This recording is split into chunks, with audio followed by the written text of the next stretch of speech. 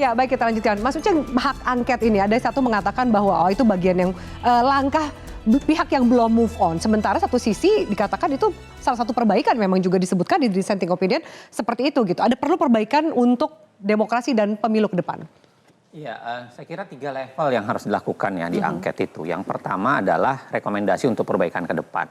Kenapa? Karena benar yang tadi sebagian yang kita bicarakan adalah kita negara yang tidak cukup baik mengatur bagaimana presiden kalau dia mau dia sudah berakhir pemilu, sudah mau masuk tahapan pemilu, transisi pemilu, dia mau incumbency maupun dia tidak lagi mencalonkan. Ya. Itu kita tidak ngatur apa-apa. Di beberapa negara itu diatur cukup lengkap, ya, yang disebut dengan lame duck. Ya. Jadi presiden itu dipincangkan, walaupun beda-beda banyak negara ya. Saya kebetulan sedang membimbing satu mahasiswa yang sedang mengambil disertasi soal itu. Dan dia mengkomparasi begitu banyak negara dengan pengaturan yang cukup beragam. Yang ada yang soft, ada yang hard, bahkan ada yang sedikit ya moderat lah, tidak terlalu. Menurut saya itu menarik untuk melihat bagaimana sebenarnya pelajaran negara-negara lain itu mencoba menutup peluang presiden untuk bisa menggunakan kuasanya baik ketika dia incumbency maupun ketika dia tidak lagi mencalonkan diri, tapi akan memberikan insentif kepada yang lain. Satu, jadi angket itu perlunya itu, salah satunya ya, untuk menutup peluang itu. Atau jadi jangan dibayangkan angket tujuannya untuk menjatuhkan presiden saja, enggak. Menurut saya bagian dari mengendus, ya, mengendus apa yang terjadi, karena di ujungnya angket itu kan adalah rekomendasi perbaikan. Yang kedua adalah angket bagi saya tujuannya adalah menghukum siapa yang melakukan kesalahan. Dalam banyak fakta mengatakan pemerintah ikut terlibat, ikut cawe-cawe dalam proses yang namanya bansos, pelibatan aparat, lalu kemudian kepala desa, penggunaan PJ kepala daerah dan lain-lain sebagainya. Nah, bagian dari pertanggungjawaban ini harus ada. Apakahnya di ujungnya harus jatuh atau tidak? Itu soalan lain. Apakahnya di ujungnya haruskah mengimpeachment, memakzulkan Jokowi itu urusan lain. Nggak ada urusan menurut saya. Bukan di titik wajib ke sana. Tapi kewajiban kita adalah menjatuhkan, mencari tahu apa problemnya, lalu kemudian mendedahkan bahwa ini penyakitnya, siapa yang salah kemudian harus ditegur. Ya. Dan yang ketiga yang tidak kalah pentingnya adalah mencari resep-resep perbaikan ke depan. Resep-resep perbaikan. Karena kalau kita lihat putusan MK sebenarnya banyak sekali catatan perbaikan yang MK kirimkan. Bukan hanya sekedar soal bansos, bukan hanya sekedar soal penggunaan anggaran, bukan hanya sekedar, tapi juga soal bagaimana KPU dan Bawaslu memperbaiki dirinya tuh. Karena banyak sekali tuh.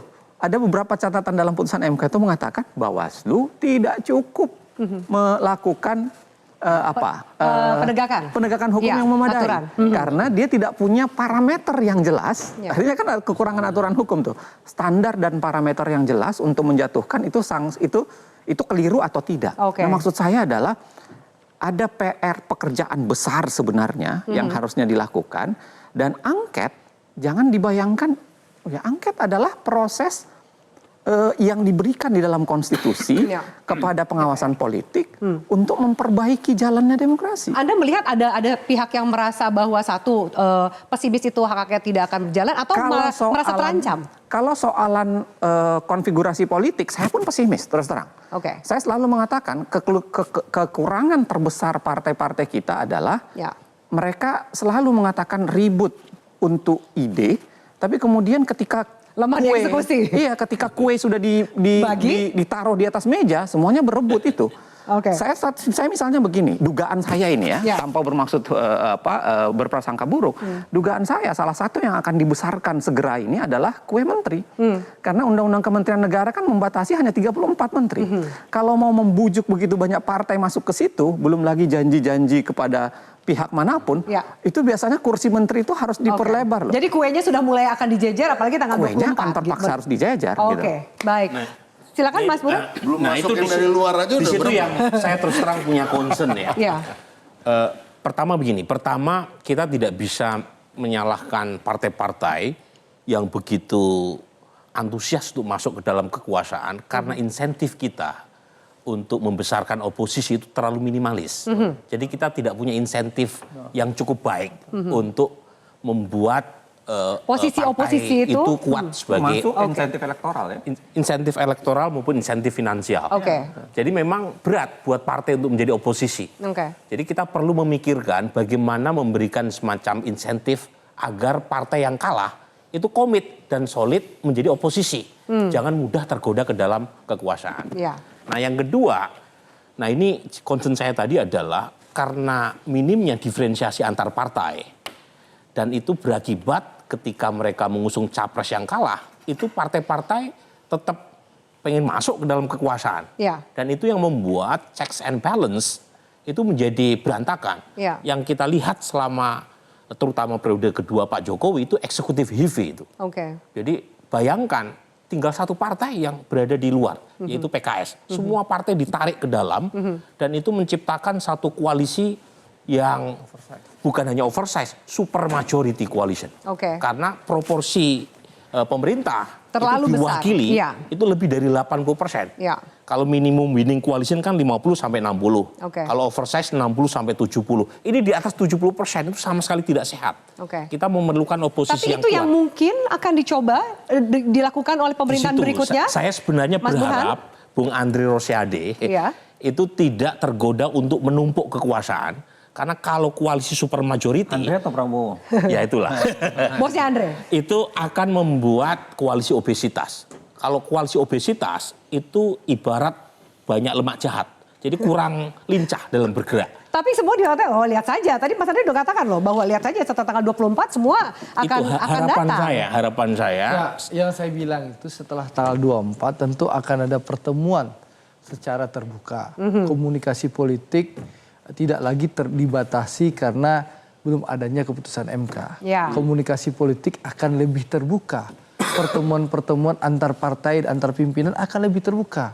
Gitu. Karena seperti yang disampaikan Pak Surya Paloh bahwa lembaran baru harus kita buka. Jadi wajar saja komunikasi-komunikasi itu setelah tanggal 24 di saat KPU memberikan surat keputusan bahwa Pak Prabowo ada presiden terpilih, ya wajar dong koalisi kami bertemu bersilaturahim dengan berbagai kelompok. Jadi konteksnya baru silaturahmi ya, belum tentu akan mengajak dan begini, ada kue-kue yang akan dibagi. Jadi gini, dalam perbincangan jadi gini, itu. Afi, yang paling penting itu negara guyup. Silaturahim harus dijaga, komunikasi harus dijaga.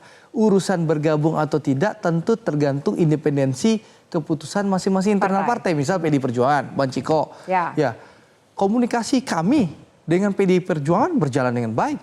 Selama pemilu ini, ya yang kita bertempur di lapangan, Gerindra dan PDIP, kerjasama di parlemen antara Gerindra dan PDIP berjalan sangat baik dan harmonis. Ya, pertemuan-pertemuan antara petinggi Gerindra dan PDI Perjuangan itu berjalan. Pimpinan fraksi, lalu saya di komisi berjalan dengan baik dengan PDI Perjuangan. Meskipun PDI mendukung Mas Ganjar, kami mendukung Pak Prabowo. Ya. Ini mendukung termasuk Mas Gibran juga kan? Iya. Anda mewakili juga Mas Gibran kan? Iya dong. Jangan Pak Prabowo aja. Betul, nih, karena Pak udah satu Prabowo paket dan sama Mas Gibran. Kan saya bicara Pak Prabowo dan Mas Gibran. Oke. Ya. Nah, jadi komunikasi sangat baik. Oke. Nah, jadi tapi apakah nanti PDI akan bergabung dengan kami? Tentu itu ranah internal PDI Perjuangan yang akan memutuskan Ibu Mega sebagai ketua umum dengan mekanisme internalnya. Tapi yang jelas Pak Prabowo tentu akan berkomunikasi dengan Bu Mega, bersilaturahim dengan Bu Mega. Kita akan komunikasi dengan PDI Perjuangan. Baik. Begitu, Baik. Afi. Apakah kemudian komunikasi ini terjadi, lalu langkah rencana ke PT UN akan dipertimbangkan? Itu hal yang berbeda lagi karena kan kita sudah saya sampaikan tadi bahwa PT UN ini tidak ada hubungannya dengan hasil. Ya. Kita justru apa yang kita bilang beyond election, apa yang kita bilang bahwa termasuk yang tadi saya sampaikan ke Bung Abalin terkait dengan cawe-cawe presiden yang terbukti walaupun tidak bisa menjadi pertimbangan karena tidak ada dasar hukum yang melarang itu punya kepentingan kita bersama semua kok.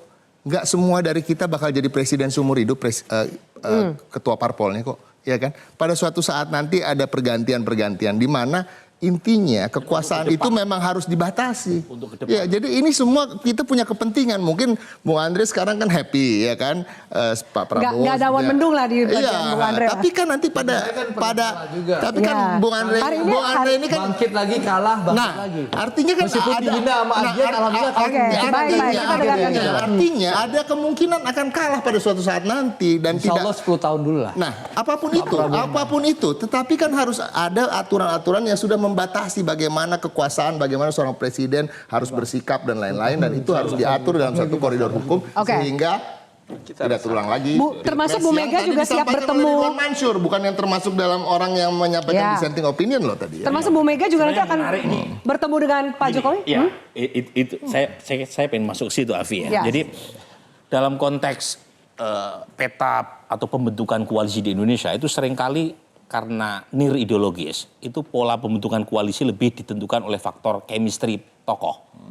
Jadi lebih ditentukan oleh kedekatan personal tokoh, bukan ideologi partai. Karena partai diferensiasinya cuma satu, yaitu soal isu agama. Di luar itu sami mawon. Ya. Nah, dalam konteks ini, itu menarik untuk melihat hubungan tiga tokoh. Pak Prabowo, Pak Jokowi, Ibu Mega. Ya. Jadi sepanjang hubungan Pak Jokowi dengan Ibu Mega masih baik, Pak Jokowi dengan Pak Prabowo masih baik, kemungkinan PD Perjuangan untuk masuk ke dalam pemerintahan Pak Prabowo Gibran kecil. Oke. Jadi lagi-lagi ditentukan itu. Nah, untuk mengujinya itu setelah 20 Oktober 2024. Masih jauh dong Mas Burhan. Masih. Setelah kan? 24 Kalau ini sekarang kan masih belum bisa bagaimanapun presiden terlihat. masih Pak Jokowi. Iya. Ya. Nah, dan memang di sini menjadi titik tengahnya adalah Pak Prabowo. Pak Prabowo menjadi sangat menentukan. Satu sisi Pak Prabowo pengen dua-duanya akur. Karena center of attraction-nya tetap Pak Prabowo. Iya. Tetapi di sisi lain ada residu pilpres yang belum tuntas. Yang membuat hubungan Ibu Mega dengan Pak Jokowi sedang berada pada titik terendah dalam sejarah pertemanan atau hubungan keduanya. Nah, kalau setelah 20 Oktober itu satu, Pak Jokowi sudah tidak punya power. Tapi saat yang sama Pak Jokowi satu-satunya presiden pasca reformasi yang tidak punya kendali atas partai politik. Iya. Nah, saat yang sama Ibu Mega bagaimanapun ketua umum partai, meskipun partainya turun kurang lebih 2,5 sampai 3% dibanding 2019, tetapi partai pemenang tetap PD Perjuangan. Jadi secara politik daya tawar Ibu PDIP, Mega dan PD Perjuangan masih lebih tinggi. Ya, tapi ada dibanding Pak ada faktor Gibran. Oke, baik. Bang Abalin supaya nggak terpotong kita harus jeda dulu. Faktor lain yang disebut Bang Abalin usai jeda kita bahas. Bersama kami. Selesai nih saya dah.